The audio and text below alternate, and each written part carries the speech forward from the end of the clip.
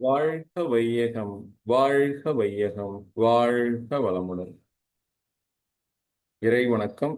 எல்லாம் வல்ல தெய்வம் அது, எங்கும் உள்ளது நீக்கம் அது. சொல்லால் மட்டும் நம்பாதே, சுயமாய் சிந்தித்தே தெளிவாய். வல்லாய் உடலில் இயக்கம் அவன், வாழ்வில் உயிரில் அறிவும் அவன். கல்லார் கற்றார் செயல் விளைவாய், காணும் இன்ப துன்பம் அவன். அவனின் இயக்கம் அணு ஆற்றல், அணுவின் கூட்டு பக்குவம் நீ. அவனில் தான் நீ, உன்னில் அவன். அவன் யார் நீ யார் பிரிவேது. அவனை மறந்தால் நீ சிறியோன், அவனை அறிந்தால் நீ பெரியோன்.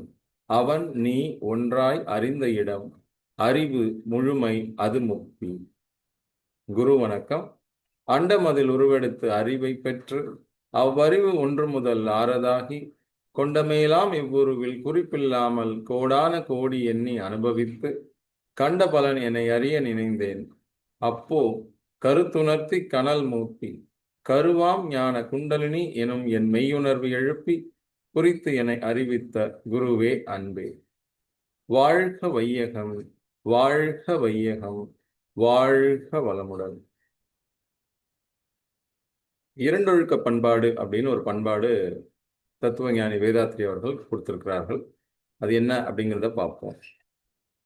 நான் எனது வாழ்நாளில் யாருடைய உடலுக்கும் மனதிற்கும் துன்பம் தரமாட்டேன்.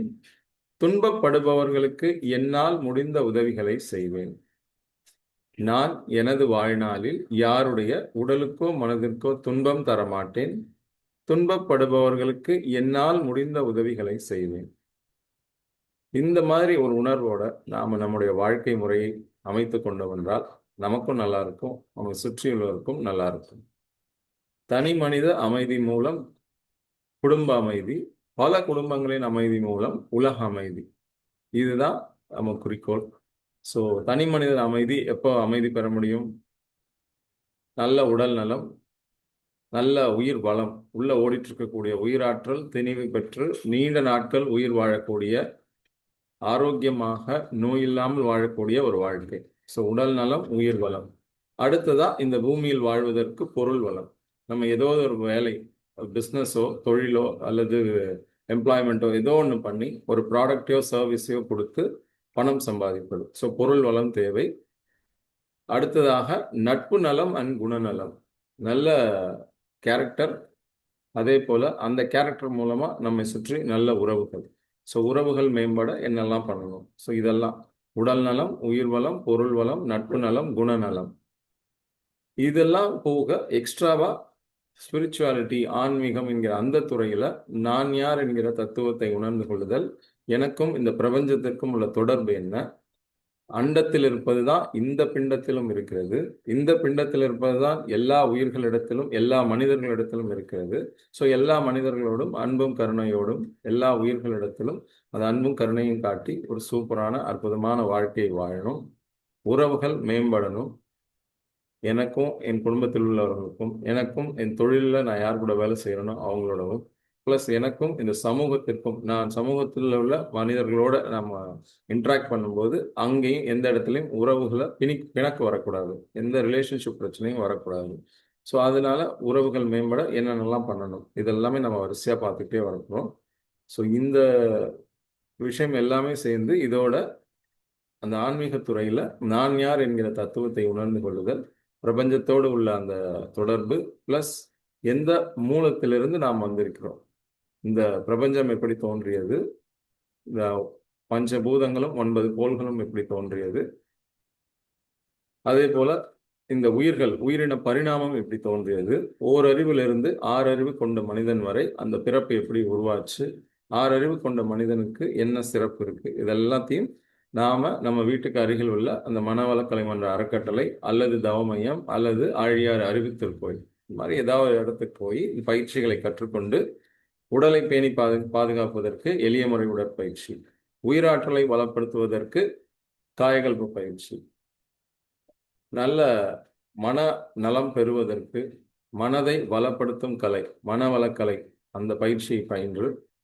தவம் தீட்சை பெற்று பல்வேறு வகையான தவங்களை செய்து மன அலச்சூழலை குறைத்து மைண்ட் ஃப்ரீக்வன்சி, அந்த மன அலைச்சூழல்ங்கிறது அந்த mental frequency 14 to 40 cycles per second beta லெவலில் இயங்கிட்டு இருக்க மனதை அது கொஞ்சம் கொஞ்சமாக குறைச்சி ஆல்ஃபா, தீட்டா, டெல்டான்னு பல்வேறு படிநிலைகளில் கொஞ்சம் கொஞ்சமாக அதை குறைச்சி அந்த பிரம்மத்தோட அந்த இறைநிலையோடு ஒன்றி கலக்கிற அந்த மாதிரி ஒரு பயிற்சியை, தவ முறையை நாம் நிறைய கற்றுக்க போகிறோம். நிறைய தவம். ஸோ இது எல்லாத்தையும் நீங்கள் உங்கள் வீட்டுக்கு பக்கத்தில் இருக்கிற மன்றங்களில் போயிட்டு நீங்கள் கற்றுக்கோங்க.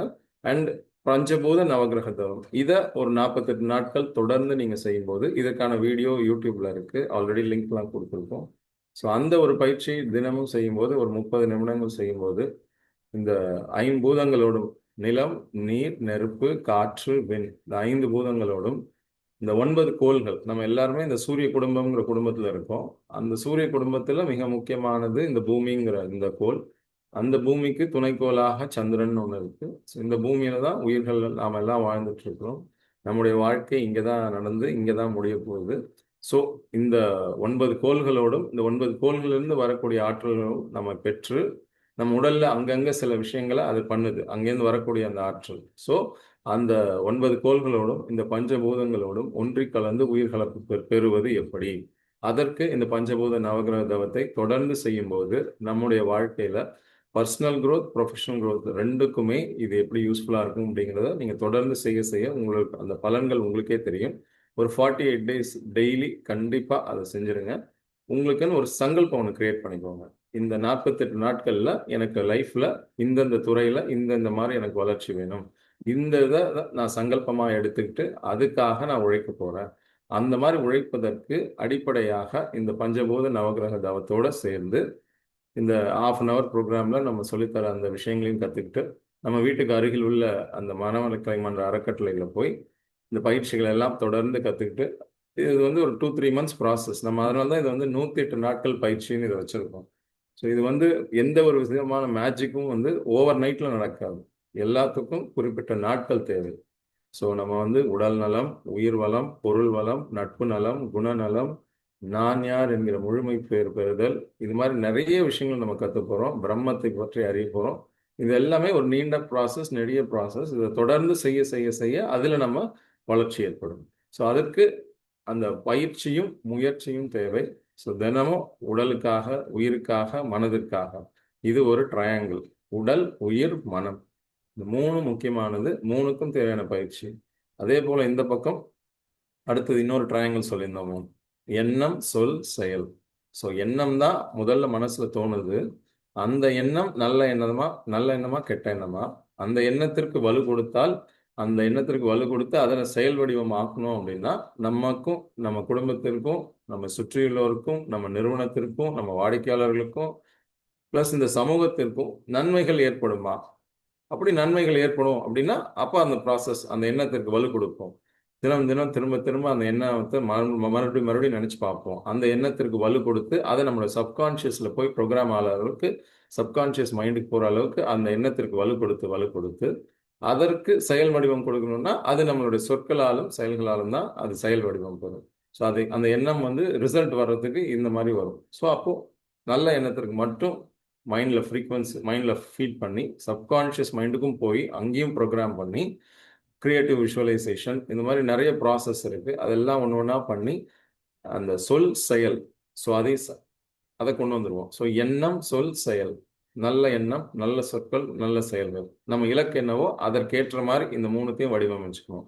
ஸோ இந்த பக்கம் உடல், உயிர், மனம்ங்கிற இந்த ஃபண்டமெண்டல் ட்ரையாங்கிள், அதை நம்ம சரி பண்ணுறோம். இந்த பக்கம் எண்ணம், சொல், செயல்ங்கிற இந்த ட்ரையாங்கிளை சரி பண்ணுறோம். இந்த 2 ட்ரையாங்கிளும் சூப்பராக அழகாக மர்ஜ் ஆகும்போது நம்ம வாழ்க்கை பர்சனல்லையும் சரி, ப்ரொஃபஷனல்லையும் சரி சூப்பராக அற்புதமாக இருக்கும்.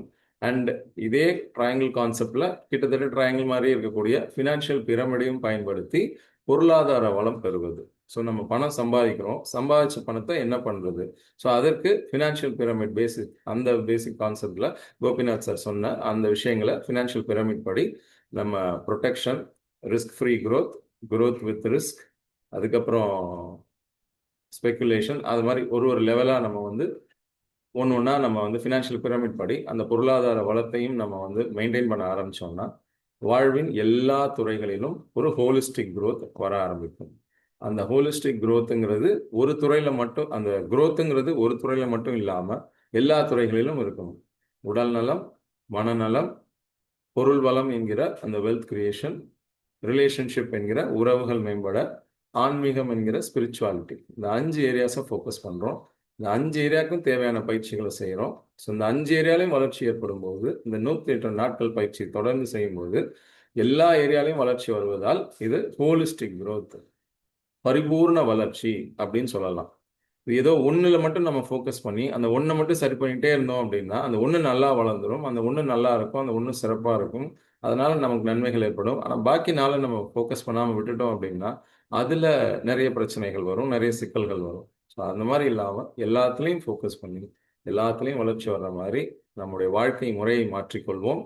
நம்முடைய கம்ஃபர்ட் ஜோனை விட்டு வெளியில் வருவோம். கம்ஃபர்ட் ஜோனை விட்டு வெளியில் வந்தால் தான் வளர்ச்சிங்கிறது ஏற்படும். பூமிக்கு அடியில் ஒரு விதை இருக்கு, அந்த பூமிக்கு அடியில் இருந்தால் அப்படியே கதகதப்பாக கம்ஃபர்டபுளாக நல்லா இருக்கும் பார்க்கறதுக்கு, அங்கேயே இருந்துட்டா நல்லா இருக்கும்னு தோணும். பட் அதுதான் ஒரு விதையோட வேலையா? கிடையாது. அந்த விதை முளைத்து மேலே வரணும், செடியாகணும், அந்த செடி மரமாகணும், அதில் பூ பூக்கணும், அந்த பூ காயாக மாறணும், அந்த காய் பழமாக மாறணும், அந்த பூவிலேருந்து அந்த காய்க்கு அந்த டிரான்சிஷன் வர்றதுக்கு மகரந்த சேர்க்கைங்கிற அந்த பாலினேஷன், அந்த இயற்கை இது நடக்கணும். அதுக்கு சூரிய ஒளி தேவை, தண்ணி தேவை, நல்ல சத்தான உரங்கள் தேவை. இது மாதிரி நிறைய விஷயங்கள், நிறைய நல்லது நடக்கும்போது இந்த மாதிரி ஒரு இது வந்து கடைசியாக ஒரு ஃபைனலாக நமக்கு இயற்கையிலேருந்து ஒரு ஃப்ரூட்ஸ், கனிகள் கிடைக்கும். அதே போல் நம்முடைய வாழ்க்கையிலும் சில பயிற்சி முறைகளை டெய்லி நம்ம பண்ண நம்முடைய கம்ஃபர்ட் ஜோனை விட்டு வெளியில் வந்து நம்ம அந்த பயிற்சிகளை செய்யும்போது சில இடங்கள்ல கொஞ்சம் வலிக்கும், சில இடங்கள்ல கொஞ்சம் கஷ்டமாக இருக்கும். பட் இருந்தாலும் அது நம்மளுடைய வளர்ச்சிக்காக அப்படிங்கிறதை உணர்ந்து கொண்டு நம்ம செயல்படணும். இப்போ ஒரு பட்டாம்பூச்சி பார்க்கறதுக்கு அவ்வளோ அழகாக இருக்குது, சூப்பராக இருக்குது, அது பறந்து தெரியுது. ஒரு பார்க்கில் போய் உட்காந்துருக்கோம், அதை பார்க்குறோம், அது அப்படியே சுற்றி சுற்றி வருது. நம்ம அமைதியாக அப்படியே உட்கார்ந்தோம்னா சம்டைம்ஸ் நம்ம மேலே கூட வந்து அது உட்காரலாம், அல்லது நமக்கு அருகில் வந்து அது உட்காரலாம். ஸோ அவ்வளோ கலர்ஃபுல்லான அந்த பட்டாம்பூச்சியை பார்க்குறோம். ஆனால் அதுக்கு முன்னாடி அந்த பட்டாம்பூச்சிங்கிறது எப்படி இருந்தது?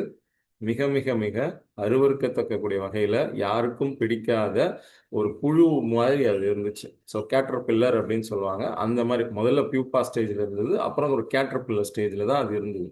ஆனால் அது தன் இறக்கைகளை வளர்த்து கொள்வதற்காக, தன்னுடைய வளர்ச்சி வரணுங்கிறதுக்காக தன்னை சுற்றி ஒரு கூட்டு உருவாக்கிக்கிட்டு ஒரு கேட்டர்பில்லர் ஃபார்மில் இருந்து கொஞ்சம் கொஞ்சமாக அந்த இறக்கைகளை எல்லாம் நல்லா வளர்த்துக்கிட்டு உலக மக்கள் எல்லாருமே அதை வந்து சரியாக பார்க்காம அதை வெறுப்போட பார்த்து அந்த மாதிரி ஒரு பார்க்கறதுக்கு அருவருக்கத்தக்க வகையில் ஒரு அழுக்கான ஒரு இதுவாக அது இருக்கும்போது கூட தன்னுடைய வளர்ச்சிக்காக தன்னை வந்து அது சரி பண்ணிக்குது. அதுக்காக அந்த மாதிரி சூழ்நிலையிலிருந்து ஒரு ஸ்டேஜில் அந்த எல்லாமே பக்காவாக எல்லாம் வளர்ந்த உடனே அந்த கேட்டர்பில்லர் ஸ்டேஜ்லேருந்து அழகாக விரிந்து ரெக்கைகள்லாம் விரிந்து சூப்பராக அற்புதமான ஒரு அழகான பட்டர்ஃப்ளையாக வந்து ஒரு எல்லோருக்கும் மகிழ்ச்சியும் எல்லோருக்கும் ஆனந்தத்தையும் கொடுக்கக்கூடிய வகையில் ஒரு டிரான்ஸ்ஃபர்மேஷன், அந்த டிரான்ஸ்ஃபர்மேஷன் ப்ராசஸில் தான் இப்போ நாம் இருக்கிறோம். நம்முடைய லைஃப்பில் இதுக்கு முன்னாடி சில நல்லது எல்லாம் நடந்தது. அடுத்து இன்னொரு மிகப்பெரிய எக்ஸ்பொனென்ஷியல் growth வரப்போகுது, மிகப்பெரிய ஒரு வளர்ச்சி வரப்போகுது. இப்போ இந்த பீரியட்லேருந்து அந்த பீரியடுக்கு நம்ம போகிறதுக்கு ஒரு டிரான்ஸ்ஃபர்மேட்டிவ் பீரியட், ஒரு வளர்ச்சி பாதையில் நம்ம இருக்கோம். அந்த வெற்றி பாதை, அந்த வளர்ச்சி பாதையை உருவாக்கி அதில் ஒரு வெற்றி பாதையை உருவாக்கி அந்த டிரான்ஸ்ஃபர்மேஷன் பீரியடில் நிறைய கஷ்டங்கள், நிறைய சிக்கல்கள் வரும். அதெல்லாம் வித்ஸ்டாண்ட் பண்ணி அதெல்லாம் ஓவர் கம் பண்ணி நம்மளுடைய வாழ்க்கையில் அடுத்த கட்டத்திற்கு இதை விட ஹையர் லெவல், ஏற்கனவே நம்ம என்னென்னமோ செஞ்சு ஒரு பர்டிகுலர் லெவலில் வந்து இருக்கிறோம். இப்போ அதையே திரும்ப செஞ்சுக்கிட்டே இருந்தோம்னா அங்கிருந்து அடுத்த லெவல் போகிறது கஷ்டமாக இருக்கும். Excuse me. வளர்ச்சிங்கிறது ஸ்லோவாக கொஞ்சம் கொஞ்சமாக தான் வரும். ஸோ நிறைய மாற்றங்களை கொண்டு வரப்போகிறோம். நிறைய மாற்றங்களை செஞ்சு அதை நம்ம தினமும் பயிற்சியாக செஞ்சு இந்த பயிற்சியும் முயற்சியும் தொடர்ந்து செய்யும்போது, தொடர் முயற்சியாக அது நடக்கும்போது மிகப்பெரிய வளர்ச்சி, மிகப்பெரிய டிரான்ஸ்ஃபர்மேட்டிவ் growth, மிகப்பெரிய எக்ஸ்பொனென்ஷியல் growth வரப்போகுது. அந்த டிரான்ஸ்ஃபர்மேஷன் பீரியடில் நம்ம இருக்கோம். இந்த 108 நாட்கள் பயிற்சிங்கிறது அதுதான். இது ஒரு தவம் போல, ஒரு வேள்வியை போல, ஒரு மிகப்பெரிய யாகம் செய்வது போல, ரொம்ப சீரியஸாக அட் த சேம் டைம் ஃபன்னாகவும் எல்லாவற்றையும் ஒரு நல்ல மகிழ்ச்சியான ஆனந்தமான ஒரு உணர்வோடு இருந்து இந்த செயல்களை நம்ம செய்யணும். மகிழ்வித்து மகிழ்வோம் அப்படின்னு சொல்லுவாங்க. எனக்கு இதெல்லாம் நடந்தாதான் நான் மகிழ்ச்சியா இருப்பேன், எனக்கு இது கிடைக்கணும், அது கிடைக்கணும், அவங்க இதை தரணும், இவங்க இதை தரணும் அப்படின்னு மற்றவங்கள்ட்ட நம்மளுடைய மகிழ்ச்சியை நம்ம கொடுக்கக்கூடாது. நான் மகிழ்ச்சியாக இருப்பேன், நான் ஆனந்தமாக இருப்பேன், அந்த மகிழ்ச்சியான ஆனந்தமான உணர்வோட நான் என்னுடைய செயல்களை நான் செய்வேன். நான் என்னுடைய தொழில அந்த மாதிரி உணர்வுல இருந்து நான் செய்வேன். என்னுடைய வேலைகளை நான் அந்த மகிழ்ச்சியான ஆனந்தமான மனநிலையில இருந்துட்டு நான் செய்வேன். அப்படி செய்யும்போது நம்முடைய வேலை ஒரு பலுவா இருக்காது. அந்த வேலையில் ஏற்படக்கூடிய சின்ன சின்ன சிக்கல்கள் கூட, அட இப்போ ஒரு சேலஞ்ச் வந்திருக்கே, இந்த சேலஞ்சை நம்ம எப்படி சால்வ் பண்ணலாம் அப்படின்ட்டு அதை ஒரு சேலஞ்சை நம்ம விருப்பப்பட்டு எடுத்துக்கிட்டு நம்ம சால்வ் பண்ண ஆரம்பிப்போம். நம்முடைய எக்ஸ்பீரியன்ஸ், நம்முடைய அறிவு, ஆற்றல் இவை இரண்டையும் ஆக்கப்பூர்வமான வகையில செலுத்தி அற வழியில் நின்று அந்த ப்ராப்ளம்ஸ்க்கெல்லாம் சொல்யூஷன்ஸ் கொடுத்து ஒரு சூப்பரான அற்புதமான வாழ்க்கையை வாழ்வோம். பொருள் ஈட்டவும். அறம் பொருள் இன்பம். அறம் பொருள் இன்பம் இதன் மூலம் 3 மூலமாக வீடு பேறு பெறுவோம். வாழ்வின் நோக்கத்தை உணர்ந்து கொள்வோம். நம் இந்த பூமியில் பிறந்ததற்கான காரணத்தை உணர்ந்து கொள்வோம். இதெல்லாம் உணர்ந்துட்டு சிறப்பா செயல்படுவோம். ஏற்கனவே நம்ம என்னென்னலாம் செய்யணும் அப்படிங்கிறது முன்னாடியே ஆல்ரெடி சொல்லிட்டோம். ஒரு ஜேர்னல், நோட்புக், டைரியில நம்ம நம்முடைய கிராட்டிடியூட் நோட், டெய்லி நன்றி தெரிவித்தல், அப்புறம் நம்முடைய இலக்குகள் என்ன, வாழ்வின் எந்தெந்த துறைகள்ல என்னென்ன இலக்குகள், அது எல்லாத்தையும் எழுதுறோம்.